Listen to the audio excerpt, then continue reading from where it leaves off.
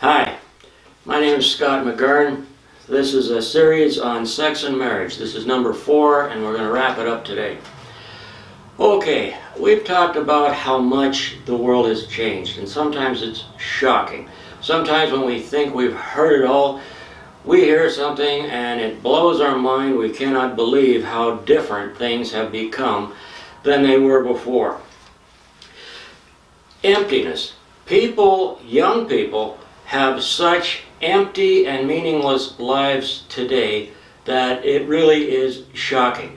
When I talk to young people and they tell me about their lives and their values and their perspectives and the sense of emptiness that they have and the things that they've done to try and fill that void, I mean, it makes the problems that I heard about when I was young really seem like nothing by comparison. I mean, it is unbelievable, and I'm going to touch on that today because I think it places emphasis on what I'm really trying to get across in these videos. Okay, now let me start with something here. Now, we understand from history that sex and marriage were always synonymous. Well, not just synonymous, they were one thing. Not two things, they were one. In fact, the word wife is a verb, it's an action word. As graphic as that is, we've got to be honest, right? So, if one person has sex with another person, does that create an emotional connection? Many people say, oh no, not at all. But in reality, it does. Whether it's marriage, whether it's a monogamous relationship, whether it's a one-night stand, there's a connection there, and if and when that person walks away and disappears or betrays you or whatever else you might call it, it gives us a sense of loss. We were trying to have a relationship, we don't have the relationship, and another piece of our heart is gone. It's gone away with that person. We have very little left of our hearts, and another piece of it's gone now. Okay, now, let's take the example of a young person in early teenage years. Let's say that person's life completely empty, devoid of meaning. In other words, a typical young person of today. Let's say that person goes out and has sex for the first time.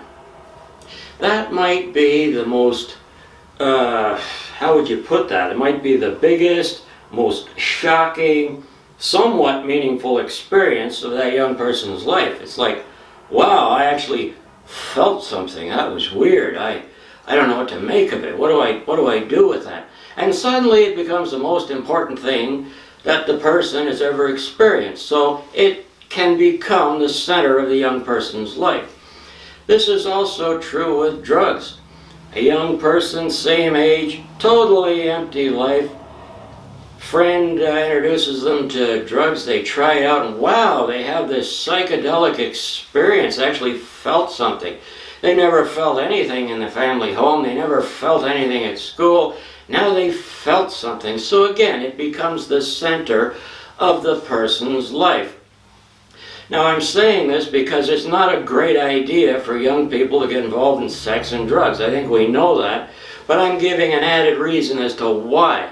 If the person has never had any meaning at all, and now they found something that they think is meaningful, it can become all-consuming. As soon as we have something that we build our lives around, and it's at the exclusion of everything else, that's an addiction, okay? This can become problematic, and I'm going to give some examples of that. My goodness. Okay, now, I was lucky myself, not overall, but I'll give one example of how I was lucky at least once. My first big, shocking experience that really blew me away and was meaningful was actually a spiritual experience. Now that's might be unusual, but not entirely. It does happen. So I found that to be something that I became very much focused on. It did become the center of my life, but in a way it also protected me, insulated me somewhat from the sex and drugs. Now, in my case, I didn't have any spiritual people in my life. I'd never seen the inside of a church, synagogue, mosque, anything. Didn't go to a religious school. Didn't really know anything. But I was 12 years old at the time, and I had all of this conflicting information from society. On the one hand, if it feels good, do it. On the other hand, there's a God and he says sex is wrong. Well, that doesn't make sense. If there's a God and he created sex and now he's saying it's wrong, there's something missing here. Now, the people who are endorsing sex, every time I turn on the TV, it's saying, you know, go wild. If you're young, have all the sex you can, do all the drugs, get drunk, drive your car as fast as it'll go. Nothing bad will ever happen to you. Well, yeah, okay, so you take that with a grain of salt. So I'm 12 years old, I'm starting to feel attraction for girls and thinking, well, wait a minute. Okay, I want to know. Most people believe in God. I don't know anything about him. I don't know if he's being misrepresented. But if he created sex and now he's saying it's wrong, something here is distorted, like deeply distorted. This is BS. Seriously, this is BS. So I'd known from TV, you know how back in the day you had all these crooked shyster evangelists on TV and are always talking about you say the sinner's prayer, God comes in your life.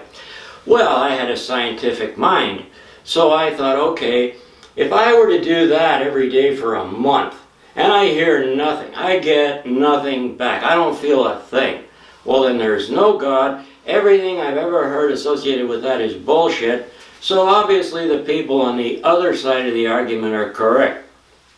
Alright, well, I set out to find God, doing it exactly as I described. I was a very methodical young boy. I was 12 years old. I went out, I did exactly that. Now, if you've ever tried this, you already know the outcome. First time I tried it, I had a massive, life-changing spiritual experience. Okay, and that's good.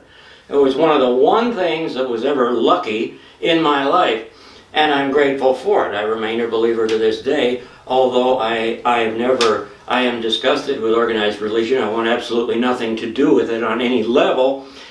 And I want you to know that God did not create organized religion. The human ego did that as a way to shaft people out of their money. There is no connection between organized religion and God. There's a tremendous connection between God and nature. There's a tremendous connection between God and people, even between God and animals. But organized religion, that is probably the ugliest thing on our whole planet. That does more to shatter people and their relationships with God than anything else. I'm glad I never went to a religious school because the kids who did are so alienated from God, it's just made their lives worse. So anyways, let's get that out of the way. Yeah, in regard to religion, I was actually a church pastor for 10 years, so I know how bad it is. I have a lot of reasons to be upset about it. Anyway, I want to talk to you more about the effects on young people. This brief story is going to be kind of hard to describe because it was painful. There was this young woman. I knew her for a few years. I didn't know her well, but I would see her, and she had an above-average intelligence. She was a very sensitive person. I believe she went to a special school for that reason. Above average intelligence, special, different, maybe judged, I don't know. Anyway, she decided to pour her guts out and tell me some of her life story. And anyways, this is what happens, or what can happen, when a person gets addicted to sex at a young age. Anyway, she wanted to have surgery, and you know, I've heard of lots of people who, maybe you're a woman, you want to become a man, maybe you're a man, you want to become a woman. As you are going across the middle, you are in transit, so you're considered transgender. I know all about that. That's fine. People got to do what they got to do. I've also heard of people that are born halfway in between. They might choose to stay that way. They might go one way or the other. That's fine. People got to do what they got to do. But she had a different story, one I had not heard before. She didn't want to go from one to the other. Now, give you some background. This girl is beautiful. Like, I mean, outstandingly beautiful. Out of the ordinary. Smart, beautiful, healthy, and what does she want to do? She doesn't want to become a man. She wants to go to the halfway point. Okay, she wants to retain her breast, but she also wants to have a penis, and she tells me why. She says she likes to have group sex with her friends, and this helps her to have a sense of meaning in life, to make up for the fact that she has no meaning. She has no relationships with her family. She has no true relationships with her friends. But if she could have a penis installed surgically, that would mean she could make love to all of them when they have their group sex. This way she will find meaning. This was her goal. And she had gone to great lengths already to schedule surgery and do other things. So, her goal, not to be a man or a woman, to be in between. Okay, I understand, and I'm nobody's judge. I understand some people are born in between, but this was her goal. The idea is by having sex with everybody, as a group, this is going to give her that sense of meaning that life has denied her. Her life was so empty that this was her goal. Okay, now, we've all known people who've abused drugs, hard drugs. They take more and more, and it's all they have. And they believe that's all they have. And they take more and more, and they know it's going to kill them one day, and they're okay with that because it's all they've got, and they don't want to live anyway. Sex can become just like that. You ramp it up, having sex with everybody. Well, why stop there? If that's not enough, take it to another level. Combine it with drugs, combine it with other things. It'll destroy you someday, and she must have known that, but she was okay with that because she believed that's all she's got. All right? It wouldn't have been so hard except it was somebody I know. Okay? I told her, well, couldn't you maybe give life a chance? Maybe wait till you're 20 before you do the surgery and that. I mean, I understand you feel that this is the path to happiness. I understand your life's been painful and empty. Wouldn't you want to maybe just give it another shot at before surgery? Anyway, I had to say that. Okay, I had to say that. When I was a kid, all right, there was this school, an elementary school, all right. There was this house, and the balcony was facing the school. There was a woman in her 20s, lived in the house. She had this great big black Labrador dog, and kids would play in the schoolyard. And they'd be looking because this woman and her dog, it was like a running joke amongst the kids because she would be out there on her balcony with the dog and she'd be having sex with the dog on her balcony. Now, I was a kid at the time and I knew this was weird, but everybody's laughing about it, and I confess I was laughing too. That was the damnedest, weirdest thing I'd ever seen in my whole life. Looking back on that now, and by the way, this was a regular occurrence. This went on for a couple of years. You'd think somebody would have called the cops, but people are surrounded by abuse all the time and they choose not to see it. Some do, but very few. But that's not the point. The point is, that woman and her dog, I think, I'm not judging by saying that is a bit of a distorted life. We are living in a nightmare. People are living distorted lives, okay? Whether it's a sex addiction, a drug addiction, gambling addiction, there's every kind of addiction. What is it we can do for young people? Now, I know a parent can't give what they don't have. And we don't have what we didn't receive, okay? But when it comes to children, when it comes to young people, If we don't have, maybe we can go out and get some help. Maybe we can find what we need so that we can give something to the kids. If a person has no sense of self, no sense of spirituality, no sense of anything, maybe give your kids some sense of social responsibility, social conscience, social activism. Maybe, if you show the child that one person can make a difference, maybe if you can show the child that meaning is something we can actually create. It doesn't have to be impossible. We don't have to give up on life completely. We do not. We don't have to sacrifice ourselves physically, whether it's through drugs or whether it's through meaningless gratification. Because every time we have one of these sexual encounters that's meaningless, the other person disappears, a part of our heart disappears too. Now, how do you go through life without a relationship? Well, you can't, okay? I think it's impossible.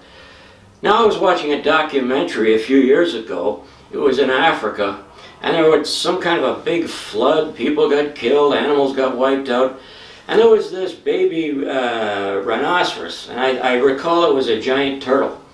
And somehow, out of survival, they bonded with each other, became friends, and they were helping each other to survive. Now, years went by. They stayed friends. Okay?